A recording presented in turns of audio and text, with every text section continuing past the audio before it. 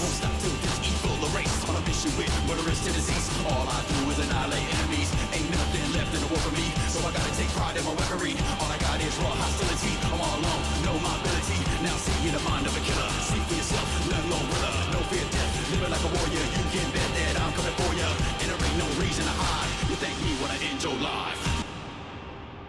So, with that little animation that extended the amount of time to make this video by like a month out of the way, let's discuss the similarities and parallels of Gojo and Sukuna. This video isn't a power scaling one. I'm not going to sit here and try to predict who will win the ongoing fight, simply due to the fact that Gege Akutami is a certified sociopath, and he's probably going to do something that no one is expecting. This video will focus on more so the narrative parallels, personality traits, just things about the characters that make them a lot similar than you would realise upon first reading or watching the series. Let's get some of the more on-the-nose stuff out of the way first. What does it mean to be the honoured one? One interesting phrase that is repeated a couple of times throughout the entirety of the series is Tenjo Tenge Yui ga Dokuso. Yes, I do have a Duolingo streak, how can you tell? It's a phrase that is heavily linked with Japanese Buddhism and is affiliated with the Buddha, his birth, and his enlightenment. The most notable use of the phrase during JUJUTSU Kaisen is during Gojo's fight with Toji, after he comes to understand positive energy, mastering red and healing the stab wound on his head, after Toji previously thought he was dead. Bars. Throughout heaven and earth, I alone am the honoured one. It is pretty notable because this is the point when Gojo actually became the strongest of this era. Before this point he was pretty strong, but Gojo after this point is a whole other beast. Now, how does this link to Sukuna? Well, in chapter 30, a similar idiom is used to describe Sukuna. Throughout heaven and earth, he alone is the honoured one. Only his pleasure and displeasure exist. You may be able to tell from the language here, but it isn't Sukuna using the phrase to describe himself. Using this phrase like we saw with Gojo and his awakening, inflating his ego and making him compare himself to the Buddha. It's the narrator, in Sukuna's case, using this phrase to describe Sukuna, which creates this interesting dynamic for the phrase's usage, whilst Gojo uses it to describe himself when he's at the height of his self-aggrandizing and self-worth, coming mainly from ego. The non-biased narrator uses it to describe Sukuna, almost as if it's factual. And to be honest, Sukuna resembles the Buddha more so than Gojo, at least in a personality perspective, right? He does whatever he pleases and has done so for hundreds of years at this point. However, one major thing of note here is that only the mass majority of translations have the narrator describe Sukuna this way. All translations except one don't describe Sukuna this way. The Viz translation. For some reason, the official Viz translation changed the phrase here, which completely ruins the dichotomy and dynamic of these words. However, if I have learned something from making my Cursed Tools video, it's that the Viz translations love to be wrong, so I'll choose not to trust them in future. Yeah, sorry, I kind of got this positive energy stuff wrong. So yeah, the same phrases I used to describe both characters in slightly different but cool ways, creating a nice parallel between the two. Let's get into a more interesting interaction that these two characters share with another character. In layman's terms, let's talk about how they clapped my boy Jogo's cheeks. The two of these characters end up throwing down with Jogo. Unfortunately, these are pretty much Jogo's only real fights in the series, and that's pretty sad. And he kind of gets washed both times, unfortunately. But don't sleep on my boy. Please. His meteor had Kusakabe scared and that dude tanked an Uzumaki. He also blitzed a bunch of people. Just please don't sleep with my boy, he's cool. Regarding his interaction with Gojo and Sukuna, however, he gets humiliated in both interactions. With Gojo, we see him get constantly toyed with to the extreme. Starting off with Gojo, getting him to experience the infinite as well as explain it while holding Jogo's hand. Then proceeding to continually piss him off, checking him to the chest, getting the student so he can watch this beatdown too, calling him weak, letting Jogo use his domain just for Gojo to use his own domain, and rip off Jogo's head, leading to Jogo needing to be saved by Hanami. Completely bodied, completely embarrassed, and completely washed for thinking he was anywhere near the level of the greatest. We see this again to a similar degree during his fight with Sukuna. Even before the fight, we see after Sukuna's revival during Shibuya just how much stronger Sukuna is when compared to 99% of the cast of JJK. We see Jogo forced to one knee by Sukuna's presence alone. Then Sukuna forces him to both of his knees by slicing the top of his head off pretty casually. Yet again, Jogo runs into one of the 2 people in the entire JJK world who just flat out body him with 0 difficulty. As this interaction continues, we get Sukuna and Jogo making a deal together, and all Jogo has to do is deal a little damage to Sukuna. Simple enough. In this fight, Jogo loses his nerve, his jaw, and soon after his life. However, while Sukuna is goading Jogo throughout this entire encounter in a similar way to Gojo, during his fight, it's yet again in a slightly different way. Whilst Gojo tries to demonstrate the insurmountable gap in power between them, Sukuna attempts to goad him into using all of his power and seeing him as strong as possible. Why don't you use your domain? Is that all you've got, cursed spirit? But ironically enough, still being cheeky by not using his own curse techniques and deciding to clash with Jogo in a battle of flames by just whipping out a flame arrow by chanting the command square, like, I don't know. He chooses to beat down Jogo using his own speciality, which yet again is similar to Gojo just taunting Jogo. However, the most intriguing things about these interactions and how they differ are the words spoken by the stronger people in these conversations. As I said before, when Gojo humiliates Jogo and gets him to use his domain expansion, he utters a very iconic and simple phrase that surprisingly has a few variations depending on the translation, but they all boil down to the same overall message. It'll be fine. You're weak. A sentence that is said only to belittle Jogo, which is then so greatly juxtaposed by what Sukuna says to the disaster curse. After the fight between the two, it ends with this: stand proud. You're strong. Such a clear parallel between these two characters. One belittles the cursed spirit's strength, whilst the other, the crueler and more evil of the two, praises them. This little interaction gives a good chunk of depth to Sukuna, while also showing the justifiable and unending ego of Gojo. Gojo respects nothing but himself, while Sukuna, while still being a bloodthirsty curse, respects real strength. Another good parallel between these two characters is their relationship with another character. To put it another way, what relationship do these characters share with Megumi Fushiguro? Gojo pretty much acts as a parental and teacher figure for Megumi, doing so with the goal of making Megumi as strong as possible.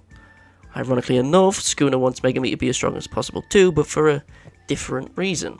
Sukuna has more of a strange obsession with Megumi, all seemingly starting from around the time when Yuji was completely taken over by Sukuna for the first time. After their interaction with the finger bearer cursed spirit, he tells Megumi to entertain him, or in some translations to bewitch him.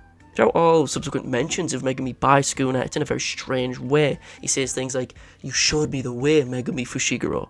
Even before the aforementioned fight with Jogo, Sukuna reveals that he has his own plan for Yuji and his friends, and then proceeds to go on to protect Megumi from Maharaga after he was forced to summon him against Haruta. Wait, Haruta? Wow, he really whipped it out from... He whipped out Maharaga against this man. Wow. I guess Nanami scales to Maharaga. Sukuna makes sure Megumi lives no matter what. We find out later, as the narrative continues, that Sukuna did this so that he could eventually take control over Megumi's body, as he really wants those 10 shadows. I mean, unfortunately, from the current fight with Gojo, it seems like he clearly needed them 10 shadows for a chance. Like, Jesus Christ, he got washed. The difference between the two relationships with Megumi is very clear. Both aim to protect and want to see him grow stronger. However, Gojo does it to see his pupil grow stronger and see the person who he is the main parental figure for mature over time. Sukuna does it with the end goal of eventually taking control of his body, so that he can take advantage of the 10 Shadows technique. But before he takes over Megumi's body, the two characters shared the same objective regarding Megumi, to protect him from death and to make him grow stronger. They just differ regarding their end goals. Let's go to something that's a little bit more interesting than Sukuna simping over Megumi. In essence, what are Gojo and Sukuna? If you had to describe them in as little words as possible, what would you say? Well, let's ask the narrator to answer this question for us.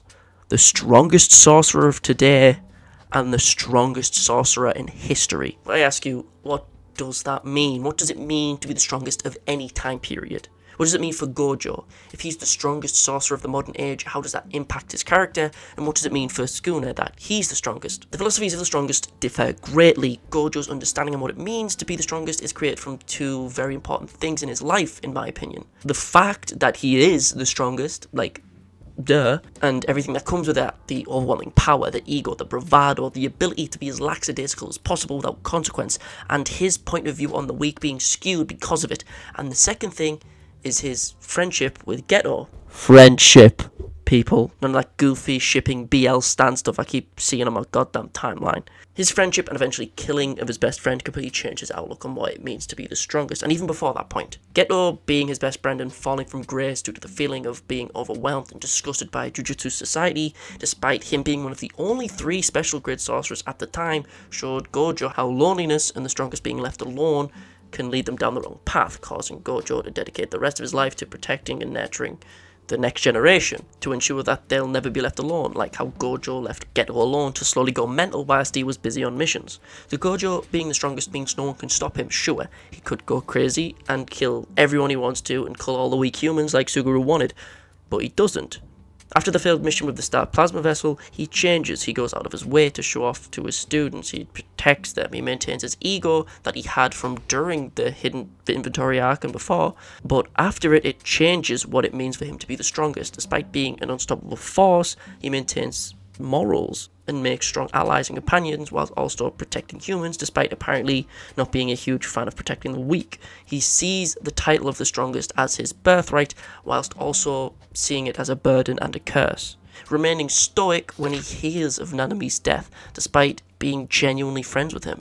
The strongest does not mourn, he does not waver, he is a pillar. There is more to Gojo's character than this. You could just throw away everything I just said about Gojo's altruism, because every so-called altruistic act he takes also benefits his desires perfectly. Gojo's entire identity focuses on him being the strongest, but because of it, he could literally just be a huge ball of narcissism that merely does what he wants and only protects the strong, cause he feels like it.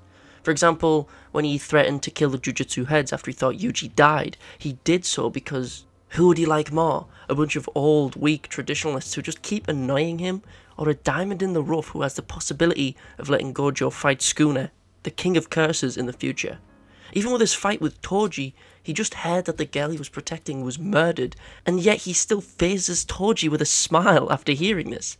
He even says he's not angry about it. Personally, I believe there's a lot more to Gojo's character than what I've brought up here, and I don't really have time to discuss all of it in this video, but I may do a full breakdown of him in the future.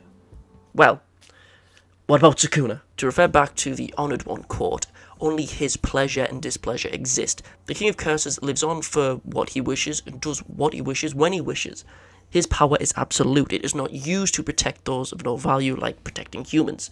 I mean, he even eats humans. That's the main reason he keeps Uraume around, despite them being a human. I mean, he does it because they're apparently the best person at cooking person. He meets Yorozu, gets hugged by Yorozu, kills Yorozu. During the Heian era, he just didn't care, and no one could do anything about it and oppose him, so he did as he pleased. He was the embodiment of the strongest, but just in a different way to Gojo, whilst Gojo's philosophy of what it means to be the strong is almost a defiance against solitude, in the sense that the strongest will always be the loneliest without allies. The strongest protects those around them, but at the same time, they are the strongest. Sukuna's philosophy is simply, allies, f*** them. I'll do what I want when I want because I'm the strongest. Whilst Gojo must do things he doesn't want to do because he is the strongest, and it's the responsibility of the strongest. Sukuna can do whatever he wants with no repercussions or discord because he is the strongest. Gojo must do things because he's the strongest, while Sukuna does whatever he wants because he's the strongest. It is a really interesting difference in philosophy and how these characters act, which is a cool thing to think about. There's plenty of other little things we could compare, like their relationship with Itadori, where Sukuna views him as kind of like a means to an end, whilst Gojo would kill for him and ask that Nanami refer to him by his name and not Sukuna's vessel in the light novels. And eventually, once Sukuna realises that Yuji is made from Kenjaku taking back shots, he just says Kenjaku does the grossest things, which is kind of how the fan base feels about Kenjaku, to be honest. There are other little things to compare about the two, but these are the major things. The use of the Honored One phrase in regards to them, their interactions, aka beatdowns of my boy Jogo, their relationships with Megumi, and their idea of what the strongest should be and how the strongest should act. In the future, I aim to make more JJK videos, but focusing more on singular characters or singular fights like I did in this fight between Toji and Dagon. But in the meantime, I'll propose a little vote in the comments. If you enjoyed this video, tell me which of these characters you want me to make a video on in the future. Chozo, Todo, Kashimo, or Yuta. Personally, out of these characters, I'd love to discuss Chozo, as he's my favourite character in the entire series. I absolutely love him and cannot wait for him to kick the absolute shit out of his brother, Raid 2 style, in the new season. I look forward to hearing what you guys thought about this video down below. Let me know. It was fun to make. Outro time.